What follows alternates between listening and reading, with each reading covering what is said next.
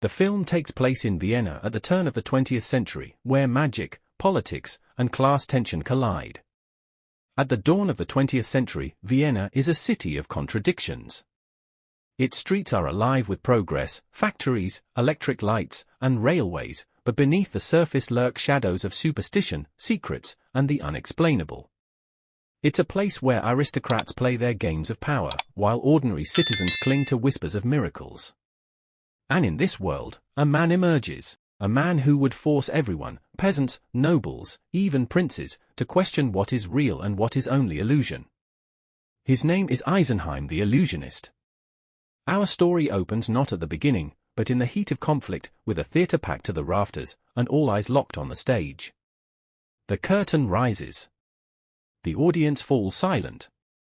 Eisenheim, dressed in dark, elegant clothes, stands motionless under the dim light of gas lamps.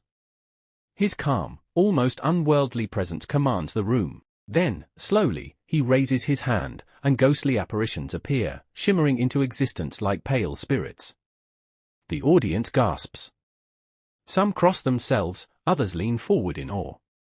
In the royal box, Chief Inspector Yule watches intently. He narrates later that he has never seen such mastery of illusion. And yet, before the trick can finish, the heavy doors burst open. Soldiers march in. Eisenheim is surrounded, arrested before the stunned crowd.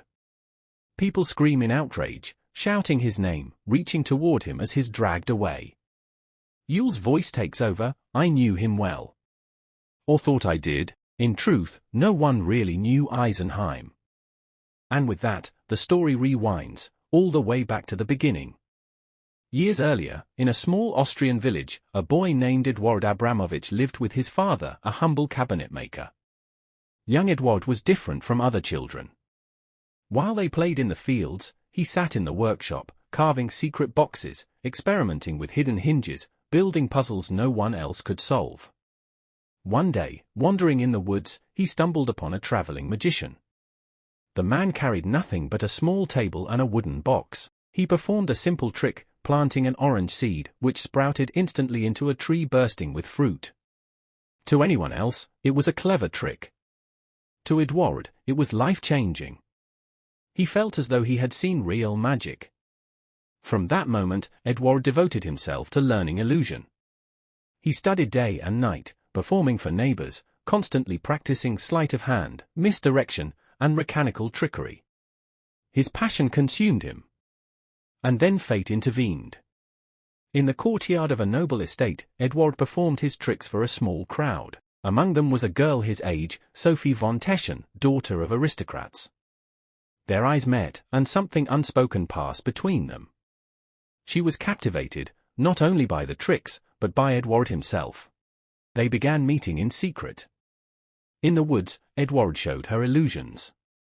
He made coins vanish, pulled flowers from the air, and told her stories of magic that lay just beyond the reach of ordinary men. Sophie laughed, clapping her hands in delight, her eyes shining. Their bond deepened into love. But it was forbidden. Sophie's family saw Eduard as nothing more than a peasant. She was destined for nobility. They warned her never to see him again. Still, the two met at night, swearing their love. Eduard promised he would one day return for her, no matter what. Sophie believed him, but soldiers discovered them. The young lovers were dragged apart, Sophie screaming, Eduard fighting in vain. That night, Eduard fled the village. He vanished without a trace. Years passed. Vienna grew larger, richer, more divided. And then, out of nowhere, a man calling himself Eisenheim the Illusionist began performing. His tricks were unlike anything anyone had seen before. He could summon objects from nowhere, pass through solid walls, and conjure visions so real they defied explanation. Inspector Yule attended one performance. Narrating to us, he describes Eisenheim's style: calm, restrained, never boasting. His illusion seemed effortless, natural, as though he were bending reality itself. One famous trick stunned the audience, the orange tree illusion, perfected from the trick Eduard had seen as a boy. A barren tree grew before their eyes, sprouting branches, leaves, and finally, fruit. Gasps filled the theater as children rushed forward to pick the real oranges. Whispers spread, was Eisenheim merely a magician, or something more? Word of Eisenheim's genius reached the palace. Crown Prince Leopold, a man of ambition and cruelty, demanded a private performance. He gathered nobles in his salon, eager to expose the illusionist as a fraud. Eisenheim arrived, unshaken by the prince's arrogance.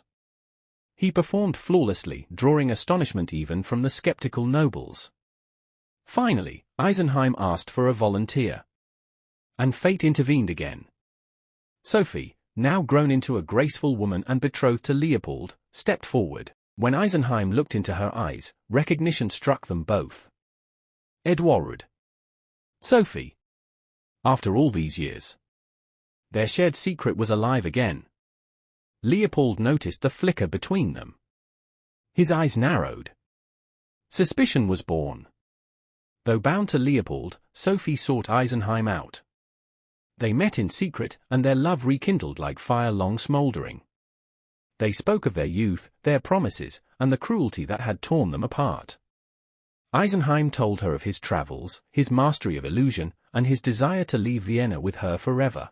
But Sophie feared Leopold. He was violent, controlling, and ruthless. He dreamed of overthrowing his father, the emperor, to seize power himself. If he discovered their affair, he would not hesitate to kill them both. Still, Sophie and Eisenheim planned their escape. But destiny struck with merciless force. One morning, Sophie's body was found in the woods, floating lifeless in a river. The crown prince declared it suicide. He claimed she was unstable, despairing. But whispers spread through Vienna. Many believed she had been murdered, and all eyes turned to Leopold. Eisenheim was shattered. His grief consumed him. He closed his theater, withdrew from public life, and vanished into mourning. But grief turned to resolve. When Eisenheim returned, he was a different man. His performances were no longer tricks of wonder, but chilling seances. He dimmed the lights, summoned smoke, and called forth spirits. Before the eyes of terrified audiences, ghostly apparitions appeared.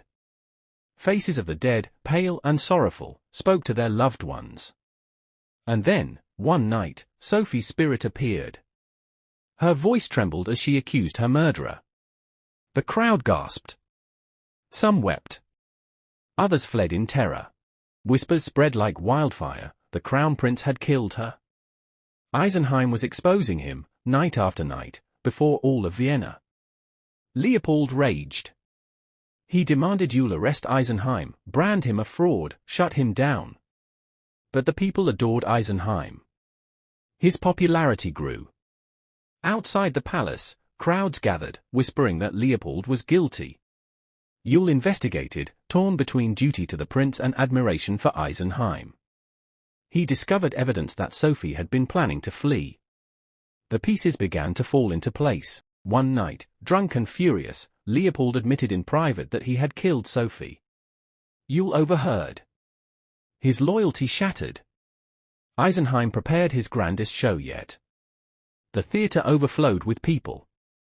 Gas lamps dimmed, smoke curled, and silence fell. Then Sophie's spirit appeared once more, clearer than ever before.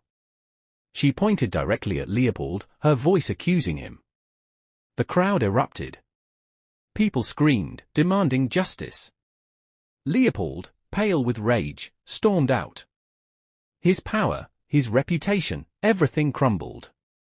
That night, faced with scandal, betrayal, and ruin, Leopold took his own life. Eisenheim vanished. No one knew where he had gone. But Inspector Yule, fascinated, began retracing his steps. Piece by piece, he unraveled the truth. And then, like the final move in a puzzle box, it all clicked. Sophie's death had been staged. She had never died. Eisenheim and Sophie had planned everything, the body, the seances, the illusions, all designed to frame Leopold and free themselves. The greatest illusion was not on stage, but in life itself. Yule smiled to himself. He had not been outwitted, he had been privileged to witness genius. In the countryside, Eisenheim and Sophie reunited at last.